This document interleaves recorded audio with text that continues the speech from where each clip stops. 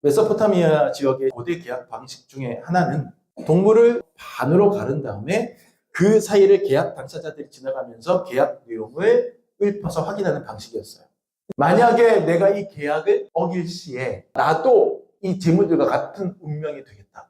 절대로 내가 이 계약을 지키겠다라고 하는 표시가 되는 거예요. 하나님과 아브라함이 바로 이런 계약을 맺고 있는 것인데, 그런데 말이죠. 이 둘로 갈라진 재물 사이로 지나가고 있는 게 아브라함입니까? 하나님입니까? 하나님이 지나가는 거예요. 눈을 씻고 찾아봐도 아브라함이 이 재물 사이로 지나갔다는 말이 없어요.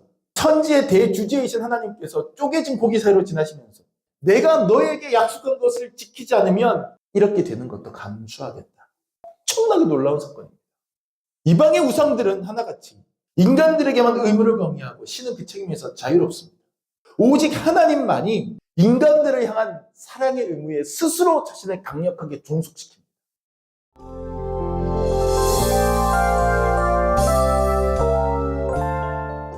그리고 성경은 약속에 대한 이야기입니다. 신학적으로 표현하자면 언약 혹은 계약이라고 말할 수 있어요. 하나님이 인간을 창조하시고 인간과 여러 가지 계약을 맺으셨는데 그 계약을 하나님이 아주 충실하게 신실하게 지켜가시는 이야기, 그게 성경이고, 하나님이 그 약속을 열심히 잘 지키실 것이라고 믿고 나아가는 것, 그것이 신앙생활입니다. 하나님은 모세에게도 약속하셨고 여호수아에게도 약속하셨고 이스라엘 백성 전체에게도 하셨죠. 구약입니다. 그게 구약, 옛날 약속. 그리고 하나님은 예수님이 이 땅에 오신 뒤에는 예수님의 제자들에게도 하셨고 교회들에게도 내가 세상 끝날까지 너희와 함께하리라 하셨고, 제자들에게도, 그리고 교회들에게는 내가 언젠가 다시 오리라 하셨죠. 신약입니다. 이게 결국 성경이라는 것 자체가 옛날 약속과 새 약속, 이 계약에 대한 이야기가 성경인 것이죠. 세계 여러 나라에는 약속할 때 특별한 제스처들을 취합니다. 우리나라는 약속할 때 새끼손가락 고리 걸고 꼭꼭 약속하죠. 태국에서는 약속할 때 손을 가슴에 얹습니다. 가슴에. 그만큼 진심이다. 진심으로 내가 약속한다. 이 얘기죠. 아프리카의 어느 부족은 중요한 약속을 할 때 피리를 붑니다.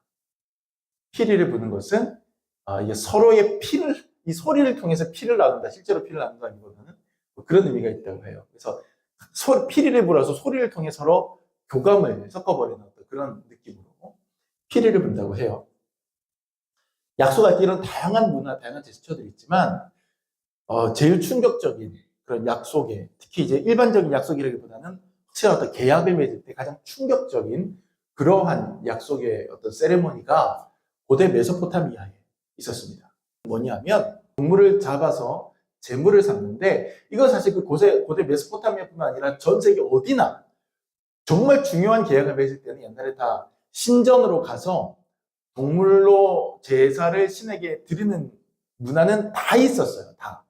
근데 이 메소포타미아 지역에 있었던 특별한 이 의식은 뭐냐면, 단순히 동물을 잡아서 제물을 올려드리면서 자기가 섬기는 신 앞에 이 약속의 신실함을 보증하는 것, 그것을 넘어서서 이 제물로 잡은 동물을 아예 절반으로 잘라요. 반으로 쪼갭니다. 그리고 양쪽으로 벌려놓고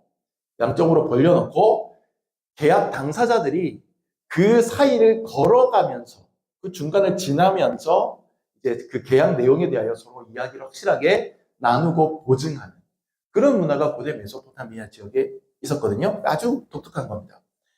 오늘 우리가 읽은 본문이 바로 이러한 방식으로 계약을 맺는 내용인데, 누구하고 누가 계약의 당사자 갑과 을이냐 하면 하나님이 갑이고 아브라함이 을이에요. 하나님과 아브라함이 계약의 갑과 을이 되어서 바로 이런 독특한 형태의 계약을 맺고 있는 것인데, 그 계약 내용이라는 게 뭐냐면 하나님은 갑은 반드시 을의 자손들에게 이 땅을 지급한다. 이 내용입니다. 그러니까 하나님이 아브라함의 자손들에게 비록 그 자손들이 삐딱선을 타서 이방 나라의 객이 되기도 하고 뭐 이렇게 되지만, 그럼에도 불구하고 그 모든 어려움들을 극복하고 결국에는 돌아와 이 땅을 차지할 것이다. 이 땅을 너의 후손들에게 반드시 줄 것이다. 내가 그것을 약속하마. 하나님을 아브라함 꽝꽝꽝, 이 내용이 이 계약의 내용인 거예요.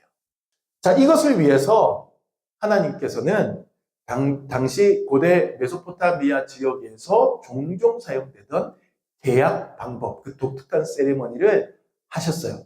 그 내용이 오늘 본문 9절과 10절에 나옵니다. 여호와께서 그에게 이르시되 나를 위하여 3년 된 암소와 3년 된 암염소와 3년 된 순양과 산비둘기와 집비둘기 새끼를 가져올지니라. 아브라함이 그 모든 것을 가져다가 그 중간을 쪼개고 그 쪼갠 것을 마주 대하여 놓고 그 새는 쪼개지 아니하였으며, 이렇게 얘기를 하고 있습니다. 아브라함이 하나님과 계약식을 체결하는데 하나님께서 아브라함에게 제물을 준비하라고 하십시오. 3살짜리 암소와 3살짜리 암염소와 그리고 3살짜리 순양인가요? 그걸 이렇게 준비하라고 하나님께서 시키십니다. 소, 염소, 양 이렇게 딱 준비해가지고 갖고 옵니다. 그리고 거기에 이제 비둘기들도 갖고 와요. 왜 하필이면 3년 된 3살짜리들을 했는지는 아무도 몰라요. 성경학자들이 이걸 나름대로 해석해보려고 시도를 하지만 다 추측일 뿐이고 그 의미를 아무도 알 수 없습니다. 하여튼 하나님께서 3살짜리 그런 짐승을 준비하게 하시고 아브라함에게 준비시켰는데, 아브라함이 이 동물들을 딱 데리고 와서 다 반으로 가릅니다. 그 계약 체결의 그 전통에 의해서 반으로 다 갈려서 양쪽으로 벌려놓고 중간에 비워놓고 마주 대해서 딱 놓는데, 이제 새, 비둘기 갖고 왔다 했잖아요. 새는 쪼개지 않았다. 그 이유에 대해서도 왜 새는 열애냐, 그거에 대해서 또 학자들이 많이 또 추측을 하지만 어느 것도 왜 그런지 확실하게 알 수 없습니다. 그 성경에 다른 어떤 근거 본문들이 좀 있어야 거기에 대해서 이래서 이렇다 얘기할 수 있는데, 그런 전혀 그런 근거 본문이 없기 때문에 알 수 없어요. 그냥 추측할 뿐입니다. 그래서 큰 동물들은 반으로 쪼개도 충분한데, 너무 작은 비둘기 같은 작은 것들은 쪼개는 게 의미가 없기 때문에 그랬다, 뭐 이렇게 얘기를 하는데, 뭐 그거는 그렇게 중요한 것 같지 않습니다. 아무튼 그렇게 해요. 아브라함이 그걸 다 준비합니다. 이제 준비가 끝났습니다. 어떤 일이 벌어질까요? 우리는 이 특별한 고대의 계약, 하나님과 인간 사이에 있었던 이 계약 사건을 통해서 오늘 어떤 은혜로운 메시지를 발견할 수 있을까요? 세 구절에 제가 주목해 보고 싶습니다. 제일 먼저 주목할 구절은 11절 말씀입니다. 솔개가 그 사체 위에 내릴 때에는 아브라함이 쫓았더라. 자, 준비한 동물들을 둘로 쪼개놓고 이제 하나님께서 어떤 일을 행하실까 하고 기다리는 동안, 하나님이 하라고 하셨으니 하라는 대로 준비해놓고 이제 하나님 오시기만 기다리고 있는 상황에 난감한 상황이 펼쳐집니다. 소와 염소와 양 사체를 죽여서 쪼개어 놓으니까, 반으로 갈라 놓으니까 이 맹금류들이, 사체를 쪼아 먹는 맹금류들이, 독수리, 솔개 이런 류의 맹금류들이 이거 가만히 두고 볼 리가 없잖아요. 맛있는 먹이가 앞에 있는데 솔개가 날아와서 그 재물을 쪼아 먹으려고 합니다. 근데 이 재물은 지금 누구와의 언약식을 위해서 준비된 것이에요? 하나님과의 언약식을 위해서 준비된 것이에요. 그런데 그 하나님과의 언약식을 위해서 준비된 재물에 그 솔개가 와서 쪼아 먹으면 어떻게 되겠습니까? 큰일 나잖아요. 그렇죠? 옛날에 제가 뭣도 모를 때 다른 사람 결혼식에 제가 하객으로 참석을 했는데 한 번도 또 혼인한 적이 있습니다. 뭐 하는 거냐고. 뭐냐면 중간에 신랑 신부가 걸어다니는 하얀 카펫을 깔아놓잖아요. 제가 뭣도 모르고 뒤에서 기다리는 동안 예식 시작하기 전에 그 카펫을 밟고 막 다녔어요.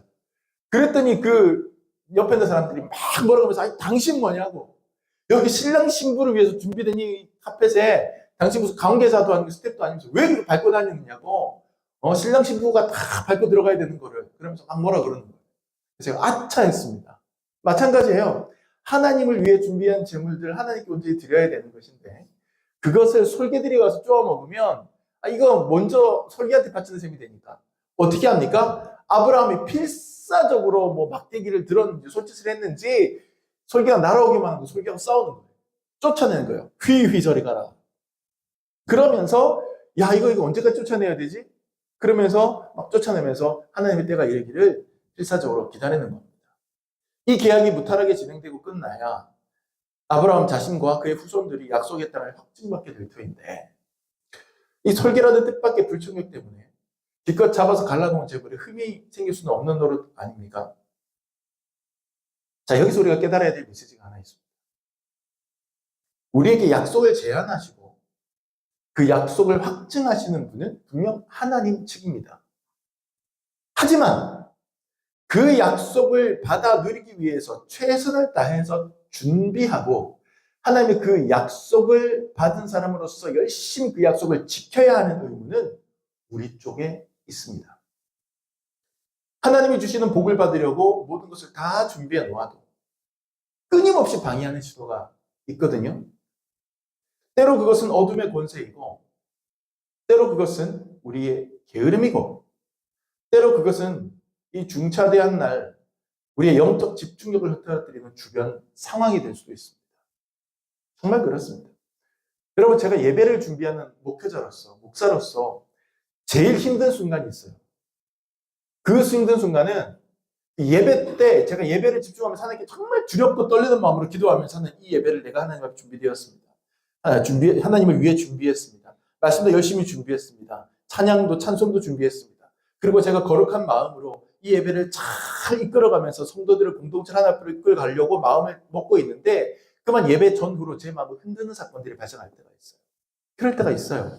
꼭 오겠다고 한 사람이 예배 시작 시간이 넘어갈 때까지 나타나지 않을 때도 목사의 마음은 흔들리고 무너지고 거기에 온신을 빼앗기게 되고 그리고 꼭 와서 함께 하나님을 위하여 예배를 위하여 일하고 봉사해야 되는 사람이 제 시간에 나타나지 않을 때도 또 우리의 마음은 또 무너지기도 하고 또 오래전에 우리에게 상처를 주고받았던 사람이 갑자기 나타나기도 하고 예배 직전에 어떤 내 마음을 힘들게 하는 말 한마디를 들을 때도 있고 그런 여러 가지 일들이 마음을 흔듭니다. 흔들리는 그 마음을 어떻게든 하나님께로 갖고 나가기 위해서 우리는 그 마음에 찾아오는 그런 영적인 솔개들을 쫓아야 되는 것이죠. 호사다마라는 말이 있잖아요. 호사, 좋은 일에는 다마, 항상 마가 많이 끼는 거예요. 좋지 않은 방해꾼이 많이 등장합니다. 은혜의 자리에서 축복의 자리에서 그 주인공이 될 때까지 우리는 정말 많은 방해를 받게 됩니다. 동전 넣으면 캔콜라 하나 뚝 떨어지는 식으로 그렇게 되는 게 아니에요. 예기치 않은 많은 방해가 우리를 정말 많이 어지럽힙니다. 그럴 때 우리는 무력하게 앉아서 하나님이 주실 약속이니 하나님이 알아서 하시겠지 이렇게 생각하는 것이 믿음 좋은 거라고 생각하십니까? 아니에요. 끊임없이 우리를 방해하는 솔개에 대적해야 됩니다. 영적으로 깨어서 싸움을 수행해야 되는 거예요. 내가 복 줄 테니 너는 이런 일 준비해 놓거라 하셨을 때 그 준비를 충실히 한다는 것은 계속해서 영적으로 경계하고 싸우면서 그 때를 맞으라는 거예요. 우리의 은혜를 방해하는 솔개들을 쫓아내라는 뜻이에요. 여러분이 한 사람의 영혼을 하나님 앞으로 인도해서 예수 믿게 할 때 그렇게 될 때까지 얼마나 많은 영적인 방해가 있는지 아십니까? 여러분이 앉아서 성경 한 장을 집중해서 읽고 그 말씀으로 여러분의 생명의 양식을 삼으려고 해도 얼마나 많은 방해가 있는지 아십니까? 아니 도대체 왜 기도하려고 앉기만 하면 왜 몇 년 동안 까맣게 잊고 있던 그 인간이랑 싸운 기억이 솟아나냐고요. 그냥 일상생활할 때는 전혀 생각나지 않던 그 안 좋은 기억이 딱 앉아서 있을 때 갑자기 그 기억이 막 와서 나를 힘들게 하는 거죠. 어느 때보다도 열심히 설교 원고 작성 끝내놓으면 꼭 프린트가 말썽을 부립니다. 특별한 어떤 영적 이벤트를 생각하고 특별한 어떤 교회 이벤트 행사를 기획하고 준비하면 꼭 그 하루 전날 사람들과 마음 상하는 일이 생기고 꼭 믿었던 사람들이 오늘 참석 못해요 라고 메시지를 주고 그런 일들이 생깁니다. 하나님의 은혜의 때가 임하기 전에 예상치 못한 상황의 솔개들은 쉴 새 없이 우리를 급습해서 우리의 집중력을 흐트러뜨리려고 하고 우리의 감정을 동요시키려고 하고 우리를 낙심하게 하고 우리를 힘들게 하고 우리를 아프게 합니다. 그럴 때마다 우리는 속절없이 가만히 멍하니 앉아서 그 거친 솔개들이 은혜의 재물을 다 뜯어먹고 튀도록 멍하니 지켜보아야 할까요? 아니죠. 우리는 끊임없이 적극적으로 거기에 대응해야 합니다. 은혜를 방해하는 솔개를 쫓아내기 위해서 부지런히 대응해야 됩니다. 멀리 갈 것도 없습니다. 여러분, 주일 예배 시간 일주일에 한 번 1시간인데 그 시간은 여러분이 잠을 자든 밥을 먹든 여행을 가든 뭐를 하든 그 시간은 반드시 돌아옵니다. 가만히 있어도 그 주일 예배 시간은 와요. 변함없이 와요. 하지만 그 변함없이 지가 알아서 돌아오는 그 주일 예배의 은혜 받기 위해서 준비되는 우리의 마음과 영혼의 상태는 그 사이에 가만히 있어도 준비가 되는 게 아니라 끊임없이 흔들리고 영적인 설교의 공격을 받는 거예요. 속절없이 물어뜯도록 내버려 두다가 기계적으로 그냥 차에 몸을 싣고 그냥 터벅터벅 걸어서 교회에 나와서 앉아있는 사람과 이 1시간의 예배를 간절히 사모하면서 아브라함처럼 열심히 준비하고 하나님께서 오늘 무슨 말씀을 하실까? 하나님께서 어떤 은혜를 주실까 생각하면서 사모하면서 기다리다가 나를 방해하고 내 예배를 준비하는 마음 방해하는 그런 어떤 생각들이나 그런 주변 상황들이나 형편들이 올 때 그런 모든 것들을 강력하게 대적하면서 그런 것들이 강력하게 맞서면서 내가 어떻게든 이 예배를 지키리라. 이렇게 생각하면서 준비하는 사람과 그 은혜 1시간의 은혜가 1시간 예배 시간에 받은 은혜가 같을까요? 다를까요? 당연히 다르죠. 우리의 삶의 솔기들을 내어 쫓으시기 바랍니다. 여러분 살아가시면서 직장생활 하시면서 가정생활 하시면서 신앙생활 하시면서 정말 많은 솔기들이 여러분의 마음을 어지럽혀요. 정말 많은 솔기들이 우리를 방해합니다. 그게 왜 그러느냐? 이제 곧 하나님의 일이 시작될 것이기 때문에 그래요. 하나님과 만나지 못하게 하려고 그러는 거예요. 하나님의 약속을 그 은혜를 정말 감동적으로 경험하도록 영적으로 깨어 경계하며 우리의 마음속에 계속해서 돌아다니는 이 맹금류들을 이 솔기들을 쫓아야 되는 겁니다. 아브라함처럼.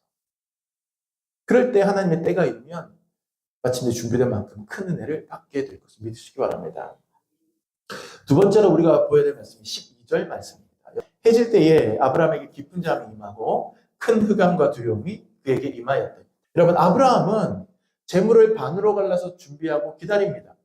기다리고 또 기다립니다. 고개를 들어서 둘러봅니다. 아무런 움직임이 없습니다. 별다른 이상한 기미가 보이지 않습니다. 설계만 날아옵니다. 그 설계를 흔들어서 쫓아가면서 기다립니다. 또 아무 일이 없습니다. 서산으로 해가 기우는 판입니다. 밤이 됩니다. 하루가 다 갔습니다. 아니 대체 얼마나 더 기다려야 되느냐. 낮부터 와서 이 재물 다 준비해서 쪼개놓고 이렇게 기다리고 있는데 아무 일도 일어나지 않습니다. 기다립니다. 너무 더딥니다. 그러다가 마침내 지쳐버립니다. 지쳐서 깜빡 잠이 들어버립니다. 해질 때, 짙은 밤의 어둠이 두려웠을 때, 내가 지쳐서 꾸벅꾸벅 졸 정도로 그렇게 모든 것이 완전히 푹 처졌을 때, 그때서야 하나님이 움직이십니다. 캄캄한 밤이 되어서야 하나님의 음성이 들립니다. 그 캄캄한 밤은 큰 흑암과 깊은 두려움을 동반하고 옵니다. 그 완벽한 어둠과 두려움 속에서 비로소 하나님의 음성이 들려옵니다. 13절로 가면. 여러분, 이것이 우리에게 무엇을 깨닫게 합니까? 하나님의 은혜는 우리의 어두운 상황 속에서 비로소 그 모습을 드러내는 것입니다. 우리가 가장 큰 암흑과 가장 큰 두려움을 느낄 때가 바로 가장 확실한 하나님의 약속을 확인할 때입니다.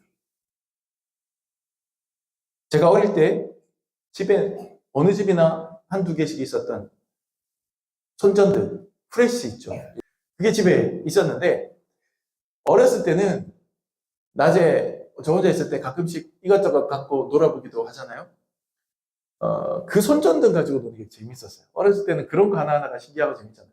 손전등 켰다 껐다 하면서 이렇게 보면 탁탁탁 하면서 이거 불이 탁 들어왔다 꺼졌다 그렇게 하고 놀았습니다. 하지만 그 빛은 압도적이진 않았습니다. 보면서 그냥 그 앞에 있는 그 전구의 불이 딱 들어오는 것 정도만.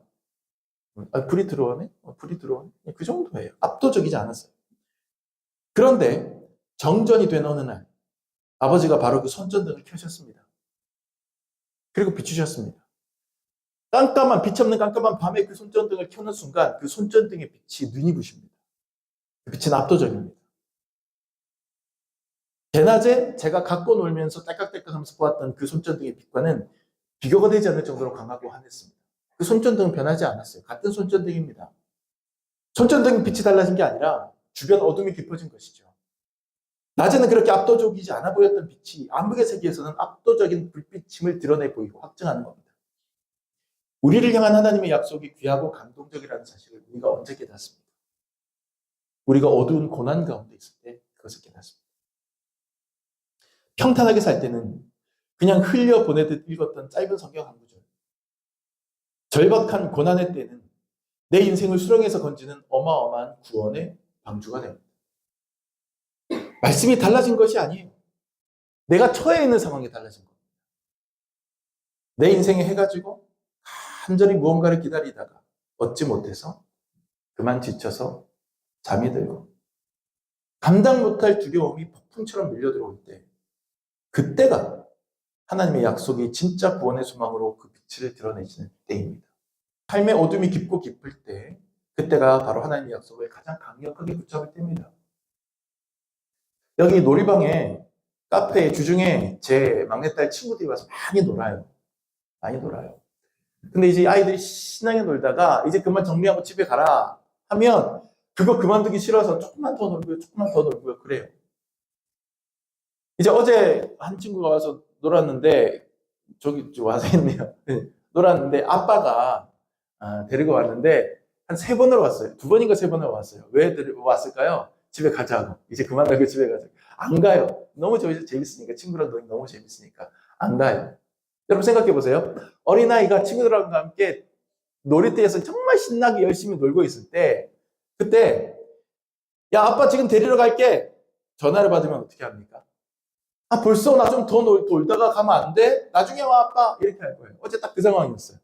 그런데 만약에 해가지고 아무도 없는 좁은 골목길에서 길을 잃고 두려워하는 아이가 아빠가 지금 너 데리러 갈게 라는 전화를 받으면 그때도 꼭 지금 와야 돼? 나중에 오면 안 돼? 이렇게 얘기를 할까요? 아니죠. 그때 그 전화는 아빠가 지금 데리러 갈게 그 전화는 정말 이 아이에게는 참 소망의 약속이 될 겁니다. 밝은 고난의 때가 아닌 내 인생의 밝은 때에는 하나님이 똑같은 말씀을 주셔도 뭐 그게 난 여기서 좀 더 즐기고 싶은데 꼭 지금 해야 되나요? 이렇게 되지만 진짜 내 인생의 고난의 때 어둠의 때에 잠겼을 때는 하나님이 내가 너를 데리러 가겠다. 내가 너와 함께 하겠다. 이 말씀이 눈물이 펑펑 나는 약속의 말씀이 되는 거예요. 아빠 빨리 데리러 와. 나 너무 무서워. 환난의 때를 겪어본 사람만이 하나님의 약속이 얼마나 힘이 되는지 얼마나 소망이 되는지를 압니다. 이것이 바로 로마서에서 사도 바울이 우리가 환난 중에도 즐거워한다 라고 이야기했던 이유인 것이죠. 오히려 환난이 심할수록 그 속에서 더욱더 강력하게 하나님이라는 소망을 발견할 수 있기 때문에 그렇습니다. 이제 바야흐로 아브라함의 계약이 이루어졌습니다. 계약의 본론이 시작됩니다. 그런데 그것은 언제 되느냐? 하루 종일 기다렸던 대낮이 아니라 깜깜한 밤. 그 밤에 하나님이 나타나시는데 17절 말씀.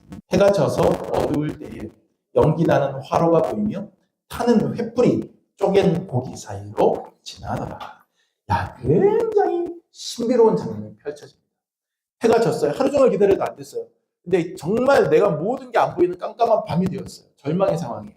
바로 그때서야 비로소 무언가가 움직이는데 연기가 나는 화로 같은 게 딱 보이더니 횃불 하나가 거기서 둥둥 떠올라서 아브라함이 정석과 쪼개서 갈라서 쪼갠 그 재물 고기 사이를 그 횃불이 지나가는 거예요.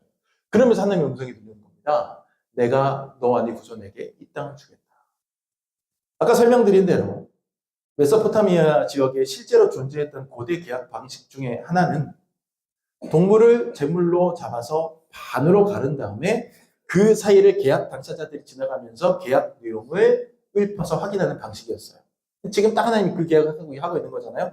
근데 여기서 의문, 왜 하필 이런 방식일까? 이 의식의 의미는 뭘까?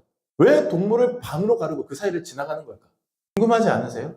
이러한 형태의 계약에 대한 언급이 성경에 한 군데 더 나옵니다. 예레미야 34장 18절 말씀에 나오는데 이게요, 개역 성경보다는 제가 여러분에게 추천드렸던 얼마 전에 나온 새한글 성경, 그 새한글 성경 버전으로 보면 그 메시지가 명확해집니다. 나와 맺은 언약을 어기고 지나가 버린 사람들이 있다. 내 앞에서 맺은 협약의 조항을 실천하지 않은 사람들이다. 그들을 내가 둘로 잘라놓은 송아지처럼 만들겠다. 협약을 맺을 때 그렇게 송아지 조각 사이로 그들이 지나갔다. 자, 지금 이 아브라함과 하나님 맺고 있는 계약, 그것과 동일한 형태의 계약을 맺고 있는 사람들에 대한 묘사예요. 그런데 여기서 어떻게 얘기를 합니까? 둘로 갈라놓은 송아지 조각 사이로 지나가는 이유가 뭐예요? 이 계약, 맺은 협약의 조항을 실천하지 않은 계약을 어긴 사람들을 이 둘로 쪼갠 재물처럼 만들어버립니다. 만약에 내가 이 계약을 어길 시에 나도 이 쪼개진, 잔인하게 죽은 이 재물들과 같은 운명이 되겠다. 그만큼 절대로 내가 내 목숨을 걸고라도 절대로 내가 이 계약을 지키겠다라고 하는 표시가 되는 거예요. 그런데 말이죠. 여기서 포인트. 이 둘로 갈라진 재물 사이로 지나가고 있는 게 오늘 본문에서 누구입니까? 아브라함입니까? 하나님입니까? 하나님의 횃불이 지나다닌다고 했어요. 하나님이 지나가는 거예요. 눈을 씻고 찾아봐도 아브라함이 이 재물 사이로 지나갔다는 말이 없어요. 어길 시에 이 재물들처럼 잔인하게 반으로 갈라지겠다는, 어떻게 보면 저주에 가까운 다짐을 하는 의무 당사자는 아브라함이 아니라 뜻밖에도 하나님 자신이었던 거예요. 정말 놀랍게도 하나님이었던 거예요. 아브라함은 이 계약의 준비만 다 끝내놓고 솔깃 쫓고 그 두려움을 이겨내면서 그 계약이 이루어질 때까지 기다리고 잘 참은 결과로 하나님이 자신을 걸고 하는 약속의 수혜자가 되는 것, 그것뿐이었어요. 저는 그래서 이것을 쪼갠 고기 사이의 은혜라고 부르면 좋겠다고 생각을 합니다. 오늘 설교의 제목처럼 하나님이 우리에게 구원의 약속을 주시는데, 아브라함에게 땅을 약속해 주시는 것처럼 우리에게도 천국을 약속해 주시는데,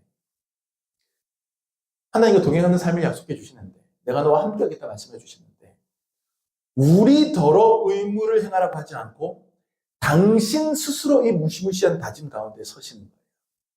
천지의 대주제이신 하나님께서 쪼개진 고기 사이로 지나시면서 내가 너에게 복 주지 않으면, 내가 너를 사랑하지 않으면, 내가 너에게 약속한 것을 지키지 않으면 천지의 대주제인 내가 이렇게 되는 것도 감수하겠다. 그렇게 하신 상징적인 의미예요. 엄청나게 놀라운 사건입니다. 여러분, 하나님을 제외하고, 우리가 믿는 여호와 하나님을 제외하고, 예수님을 제외하고 사람들이 만들어낸 어떤 이방의 신, 어떤 우상의 교리가 이러합니까? 이방의 우상들은 하나같이 인간들에게 의무를 강요하면서 자신은 그 재물을 받아먹을 뿐이죠. 그리고 자신에게 그렇게 하지 않으면 너희들을 반으로 갈라버리겠다, 너희들을 쪼개어버리겠다, 너희들을 벌하겠다, 이렇게 말합니다. 인간들에게만 의무를 강요하고 신은 그 책임에서 자유롭습니다.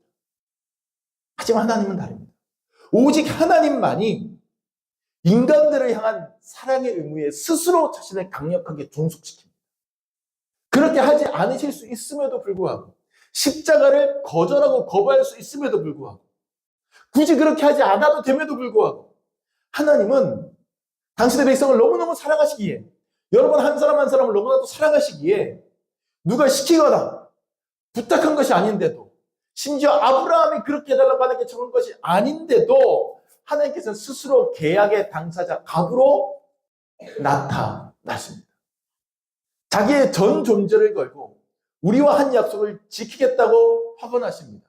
쪼개진 재물 사이로 지나가시면서 내가 이렇게까지 내 자신을 증명한다, 내가 이렇게까지 너희들을 포기하지 않겠다고 얘가 얘기한다, 확신한다, 확언한다, 약속한다. 하나님 이렇게 말씀하십니다. 실제로 사랑하는 인간들을 위해서 하나님은 인간의 몸을 입고 이 땅에 오셔서 쪼개진 재물처럼 자신의 손과 발을 찔러 쪼개지 않으셨습니까? 요한복음 10장 11절에 나는 선한 목자라, 선한 목자는 양들을 위하여 목숨을 버리거니와, 여러분, 우리 예수님은 그런 신입니다. 오직 하나님만이, 오직 예수님만이 그런 신입니다. 세상의 우상들 중에 그런 신은 없습니다. 그래서 하나님의 약속은 신실합니다.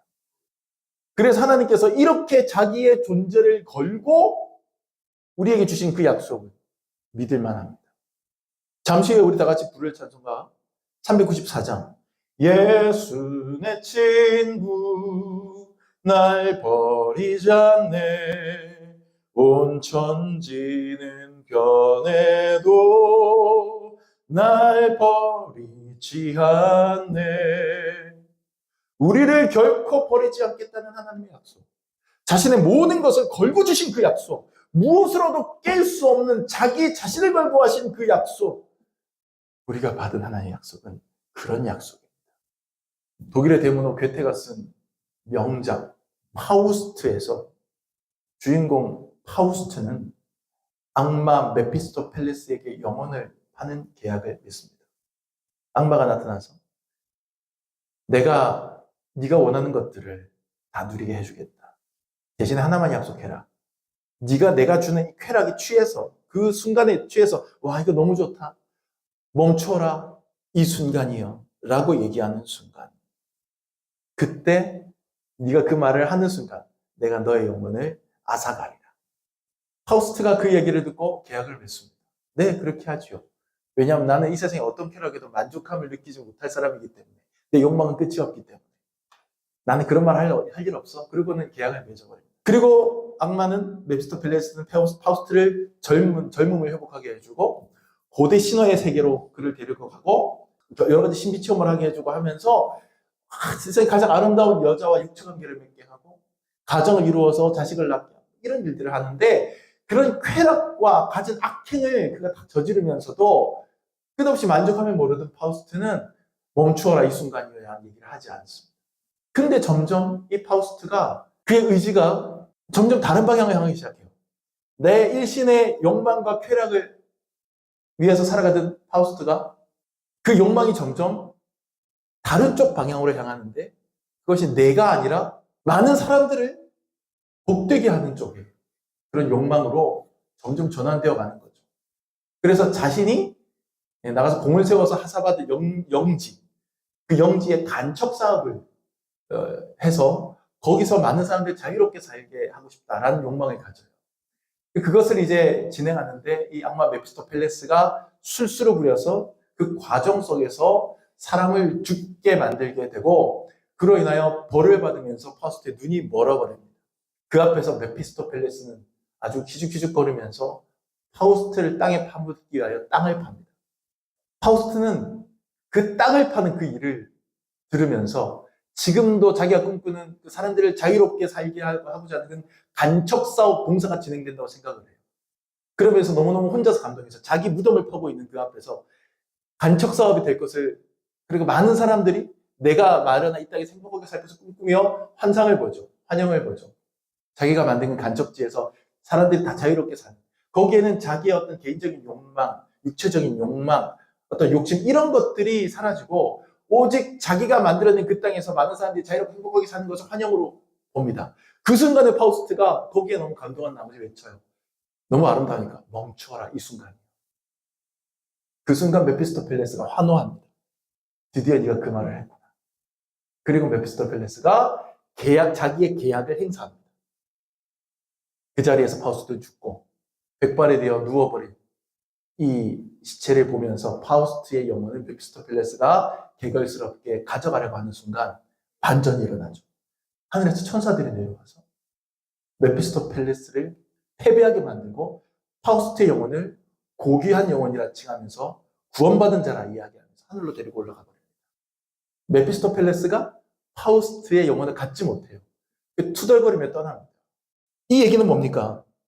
악마와의 계약은, 인간이 악마와 맺는 계약은 강력하고 위력적인 것이지만 그 악마와의 계약보다 더욱더 위력적인 계약이 있으니 그것이 바로 하나님과 맺은 사랑의 계약인 것이죠.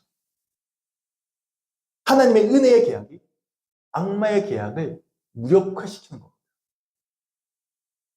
쪼갠 고기 사이를 친히 지나가신 하나님의 은혜를 여러분 기억하시기 바랍니다. 하나님이 우리와 맺은 약속은 세상 그 무엇으로도 깰 수 없습니다. 그 은혜 앞에서 부지런히 솔개를 쫓아내면서 밤의 공포스러운 어둠을 견뎌내시기 바랍니다. 타는 횃불처럼 타오르는 하나님을 바라보면서 감사함으로 그 계약의 당사자 을이 되어서 그 계약의 당사자 갑이신 하나님이 마음껏 우리를 향해 사랑의 갑질을 하시도록 우리의 인생을 내어 드립시다.